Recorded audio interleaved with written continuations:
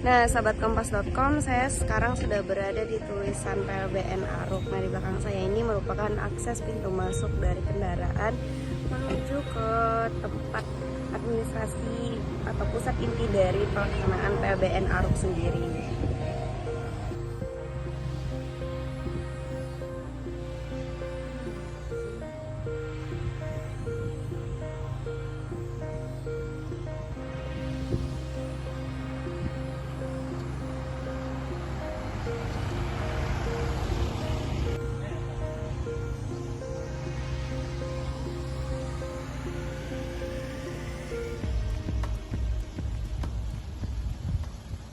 Saat ini saya sedang berada di lintas batas antara perbatasan wilayah Indonesia dan Malaysia, tepatnya di titik netral atau titik nol kawasan perbatasan di PLBN Aruk. Nah, di belakang saya ini merupakan pintu masuk ke arah Indonesia. Di sini ada tulisan juga ya sahabat kompas.com, ada welcome to Indonesia, serta ada 2 jalur nih ruas jalan untuk masuk dan keluar dari kawasan perbatasan. Nah, di bagian atas juga ada lambang Garuda sahabat kompas.com.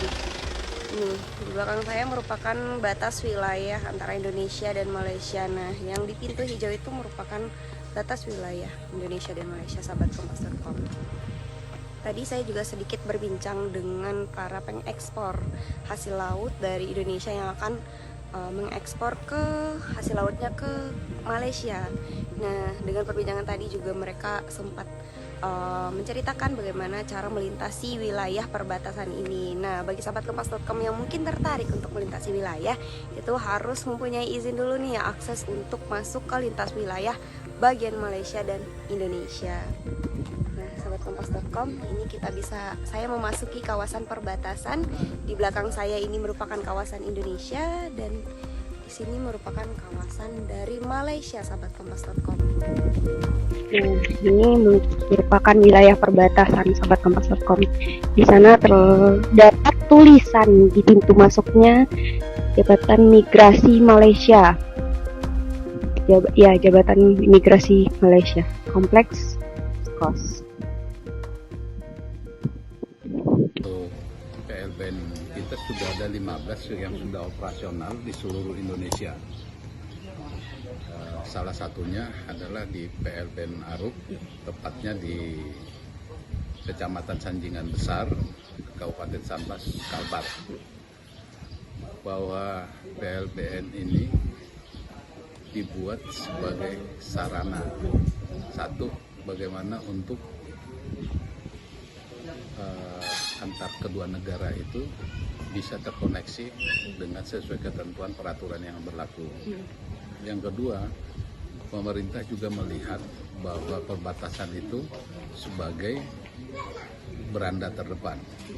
Nah, dengan adanya PLBN itu akan muncul potensi-potensi perekonomian yang pada gilirannya bahwa masyarakat kita akan mampu sebagai garda terdepan untuk menjaga keamanan dan kedaulatan, tentunya bersama dengan aparat keamanan.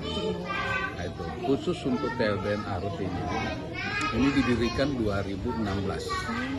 Waktu itu diresmikan oleh Presiden saat itu Pak Joko Widodo. Ini kalau kita lihat, ini ada dua bagian inti dan bagian penunjang. Bagian inti adalah perkantoran sama pos lintas batas itu sendiri, yang segala petugas yang ada di sana, baik dari imigrasi, karantina. Nah, kita sifatnya adalah mengkoordinir kegiatan itu menjadi suatu kegiatan yang utuh. Itulah yang dilakukan oleh PLBN Aruk.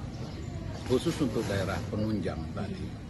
Daerah penunjang seperti yang kita ada sekarang, bagaimana peningkatan sarana perekonomian dan fasilitas penunjang lainnya. Kita lihat ada gereja, ada ibadah, terus ada pasar. Itulah dengan sendirinya akan menstimulus bagaimana ekonomi di pusat PLBN itu. Tapi harapan kita bukan cuma di pusat PLBN itu sendiri, tetapi nanti akan berkembang ke sekitarannya. Disitulah kita nanti membuat sebagai lokusnya bagaimana. Akan kita lihat potensi apa yang bisa dikembangkan dengan sendirinya, mulai dari Aceh sampai nanti ke Irian. Itu seluruh batas itu akan terjaga dan terjamin dengan baik. Tentunya yang saya bilang tadi, ekonomi masyarakat itu bisa meningkat dulu sehingga dia merasa menjadi orang Indonesia. Nah, itu. Oke, kalau untuk dalam segi pengelolaan sendiri nih Pak di PLBN Aruk itu ada hambatan atau tantangan nggak sih Pak selama ini? Kalau hambatan itu pasti ada, kita jalan aja hambatan ada. Tetapi hambatan yang ada di sini tentunya ya, dari segi anggaran, terus fasilitas itu akan selalu ditingkatkan dan akan selalu ditingkatkan, sehingga tentunya nanti bagaimana di pihak Malaysia, bagaimana di pihak kita dengan kombinasi dan koordinasi yang baik itu akan membuat ya hal-hal yang nggak perlu terjadi nanti bisa diatasi, itu kira-kira.